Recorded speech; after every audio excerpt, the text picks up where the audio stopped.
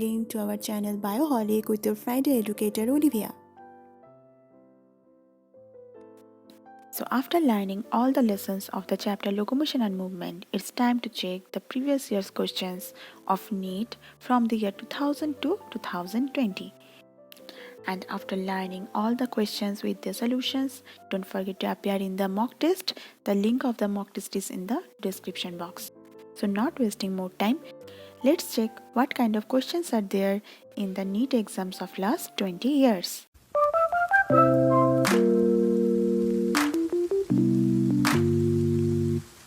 So starting from the year 2000, the first question is sternum is connected to ribs by option A is bony matter, option B is white fibrous cartilage, option C is hyaline cartilage, option D is areolar tissue.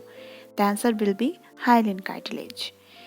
Second question is bone related with skull is coracoid, arytenoid, pterygoid or atlas. Obviously the answer will be pterygoid, that is related to the skull bone. Next is what is the name of joint between ribs and sternum? Cartilaginous joint, angular joint, gliding joint or fibrous joint. We know the joint between ribs and sternum is known as the cartilaginous joint. Next is what is sarcomere? Option A is part between two H line, option B is part between two A line, option C is part between two I band, option D is part between two Z line. We know that sarcomere is known as the portion that is present between two Z line. So option D will be the correct answer. Next question is which statement is correct for muscle contraction? The length of H zone decreases during muscle contraction, or the length of A band remains constant, or the length of I band increases, or the length of 2Z line increases. The answer will be both option A and option B, as during the muscle contraction the length of H zone decreases as well as the length of A band remains constant. So both are correct. Next question is what will happen if ligaments are torn? Bones will move freely at joint and no pain. Bone less movable at joint and pain. Bone will become unfixed or bone will become fixed. If ligaments are torn, the bone will be less movable at the joint and there will be pain. So option B will be the answer. Next question is ATPase enzyme needed for muscle contraction is located in actinin, troponin, myosin or actin. We know that ATPase enzyme that is needed for the muscle contraction is located in the myosin. So option C is the correct answer. Next is which of the following pairs is correctly matched? Option A hinge joint between vertebrae, option B gliding joint between zygapophyses of the successive vertebrae, option C is cartilaginous joint in the skull bone, and option D is fibrous joint between phalanges. The option B is the correctly matched option, as we know that the gliding joint is present between zygapophyses of the successive vertebrae.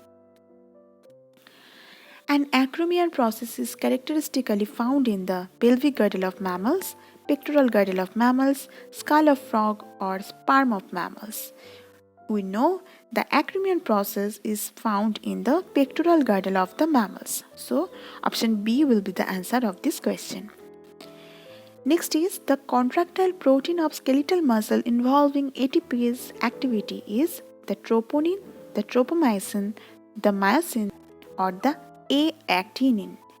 The answer will be myosin. Myosin is the contractile protein of skeletal muscle that involves the ATPase activity. In the human body, which of the following is anatomically correct? Collarbones 3 pairs, salivary glands 1 pair, cranial nerve 10 pairs, floating ribs 2 pairs. We know that there are 2 pairs or 4 floating ribs are there, so option D will be the correct answer. The next question is a similar one. Here it is asked that which one of the following items gives its correct total number. Number 1, types of diabetes 3, cervical vertebrae in humans 8, floating ribs in humans 4, amino acids found in protein 16. As we discussed, the floating ribs in human are 2 pairs or 4 in number, so option C will be the correct answer. Elbow joint is an example of hinge joint, gliding joint, ball and socket joint, or pivot joint. Elbow joint is an example of hinge joint. So option A will be the answer. Which one of the following is the correct matching of three items and their grouping category? Option A is ilium ischium pubis, the coxal bones of pelvic girdle. Option B is actin, myosin, rhodopsin, those are muscle proteins. Option C is cytosine, uracil, thymine, those are pyrimidine. Option D is malleus, incus, cochlea, are ear ossicles. Obviously, option A will be the answer as ilium ischium pubis are the coxal bones of the pelvic girdle. Okay. Next is low calcium in the body fluid may be cause of the tetany, anemia, angina pectoris or gout. Low calcium in the body fluid is a major cause of tetany. So option A will be the answer. The type of muscle present in our heart is involuntary and unstriated smooth muscle. Intestine is striated and involuntary. Thigh is striated and voluntary. Or the upper arm is smooth muscle and fusiform in shape. Option C will be the answer as the thigh muscle is a skeletal muscle which is striated and voluntary. Three of the following pairs of the human skeletal parts are correctly matched with their respective inclusive skeletal category and one pair is not matched. Identify the non-matching pair. Option A is sternum and ribs, axial skeleton. Option B is clavicle and glenoid cavity, pelvic girdle. Option C is humerus and ulna, appendicular skeleton. Option D is malleus and stapes, ear ossicles. Option B is the correct option as clavicle and glenoid cavity are part of the pelvic girdle. Next question is, select the correct statement regarding the specific disorder of musculoskeletal system. Option A is muscular dystrophy, age-related shortening of muscles, absolutely wrong. Osteoporosis, that is decrease in the bone mass and higher chances of fractures with advancing age. Yes, this is the correct option. In osteoporosis, there is decrease in bone mass and it occurs in advanced age, and also there is higher chance of fractures. So option B will be the correct answer. Next question is, select the correct statement with respect to locomotion in humans. First option is the vertebral column has 10 thoracic vertebrae. Option B is the joint between adjacent vertebrae is a fibrous joint. Option C is a decreased level of progesterone causes osteoporosis in old people. And option D is accumulation of uric acid crystals in joints cause their inflammation. Option D is the correct answer. Accumulation of uric acid crystals in joints causes their inflammation, and this is known as a condition called gout. Next question is, the characteristics and an example of a synovial joint in human is? Option A, fluid filled synovial cavity between two bones, example joint between atlas and axis.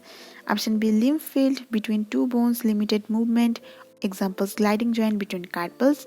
Option C, fluid cartilage between two bones, limited movement, example is knee joint. Option D, fluid filled between two joints, provide cushion, example is skull bone. Option A is the correct one, where the fluid filled synovial cavity between two bones, example is joint between atlas and axis.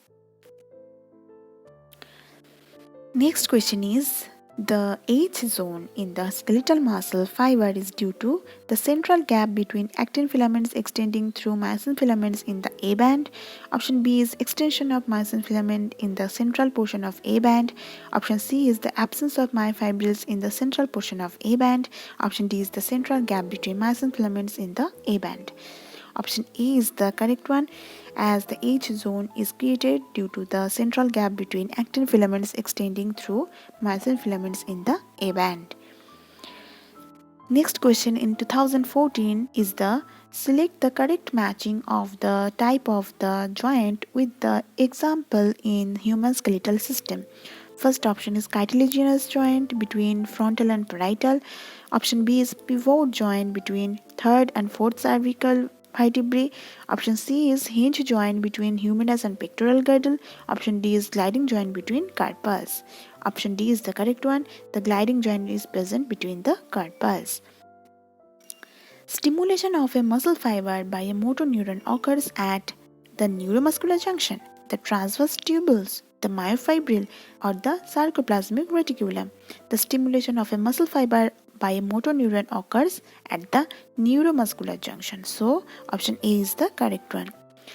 Next question is, which of the following joints would allow no movements?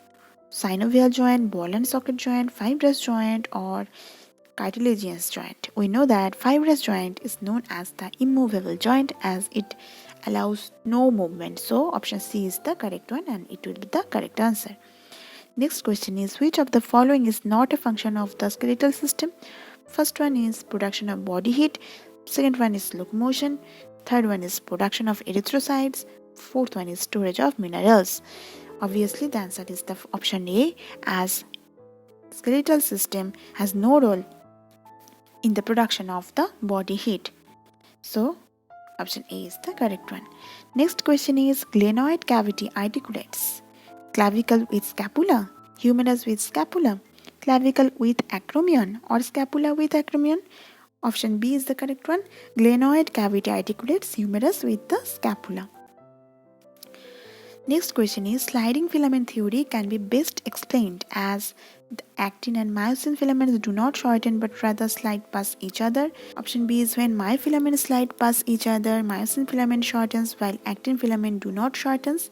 Option C is, when myofilaments slide past each other, actin filament shortens while myosin filament do not shortens. And option D is, actin and myosin filament shorten and slide past each other. We know in the sliding filament theory, the actin and myosin filaments do not shorten but both slide past each other. Therefore, option A is the correct one. Next question is, lack of relaxation between successive stimuli in sustained muscle contraction is known as titinus, tonus, spasm, or fatigue. Lack of relaxation between successive stimuli in sustained muscle contraction is known as titinus. Name the ion responsible for unmasking of active sites for myosin for cross-bridge activity during muscle contraction. Options are calcium, magnesium, sodium, and potassium. We know calcium is the only ion that have major role in the muscle contraction. So option A is the correct one. Next question is, osteoporosis, an age-related disease of skeletal system, may occur due to immune disorder affecting neuromuscular junction leading to fatigue, high concentration of calcium and sodium, decreased level of estrogen, accumulation of uric acid leading to inflammation of joint. A major cause of osteoporosis is due to decreased level of estrogen. That's why there is problem in the bone formation and bone strengthening. Therefore, option C is the correct one. The pivot joint between atlas and axis is a type of cartilaginous joint, synovial joint, saddle joint, or fibrous joint. The pivot joint is example of synovial joint. Option B is the answer. Next question is a tricky one. Out of X pairs of ribs in humans, only Y pairs are true ribs.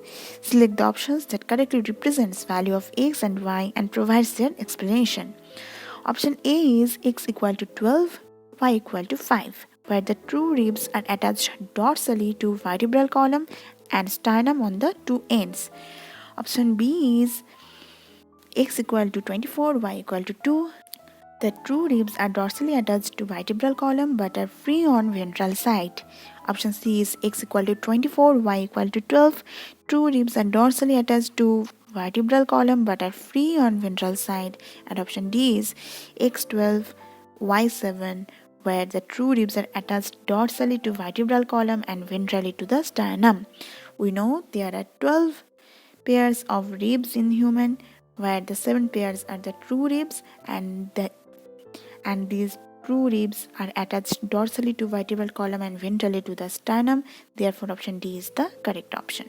Next question is, calcium is important in skeletal muscle contraction because it binds to troponin to remove the masking of active sites on actin from myosin. It activates the myosin ATPase by binding to it. It detaches the myosin head from the actin filament, or it prevents the formation of bonds between the myosin cross bridges and the actin filament. We know calcium is important because it binds to troponin to remove the masking of active sites on actin for myosin. So the option A is the correct one. Nextly, you have to select the correct option. First one is, there are 7 pairs of vertebrosternal, 3 pairs of vertebrochondral and 2 pairs of vertebral ribs. Second option is 8th, 9th and 10th pairs of ribs articulate directly with the sternum. Third option is 11th and 12th pairs of ribs are connected to the sternum with the help of hyaline cartilage. Last option is, each rib is flat thin bone and all the ribs are connected dorsally to the thoracic vertebrae and ventrally to the sternum. In human, there are 7 pairs of vertebrosternal and 3 pairs of vertebrochondral and 2 pairs of vertebral ribs. So, this is the correct option. Option A is the right answer. Next question is, which of the following muscular disorder is inherited? Botulism, tetany, muscular dystrophy or myasthenia gravis? The muscular dystrophy is an inherited disorder. So, option C is the correct one.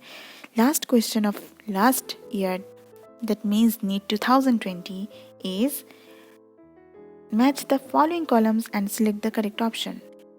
In column 1 there are given 4 points and in column 2 they are also given 4 points. In column 1 the first option is floating ribs, second option is acromion, third option is scapula, fourth option is glenoid cavity. And in the column 2, the first point is located between second and seventh ribs, second point is head of the humerus, third point is clavicle, and fourth point is do not connect with the sternum. We know that the floating ribs do not connect with the sternum. The acromion is related to the clavicle. The scapula is located between second and seventh ribs, and the glenoid cavity is known as the head of the humerus. So option D is the correct one, where A will be matched with 4, B will be matched with the 3, C will be matched with 1, and D will be matched with the 2 of the column 2. Okay, so that's all about the last 20 years NEET questions regarding the chapter locomotion and movement, and it's time for the mock test. Best of luck for the mock test. You will get your score instantly after submitting the answers. So thanks for watching. Keep supporting Bioholic. Also don't forget to like, share and subscribe our channel. From next Friday I will start a new chapter, that is the cell organelles. Don't forget to watch the other videos of cell biology from our other educators to have the basic knowledge about the cell and its organelles. So see you soon. Take care. Keep watching Bioholic.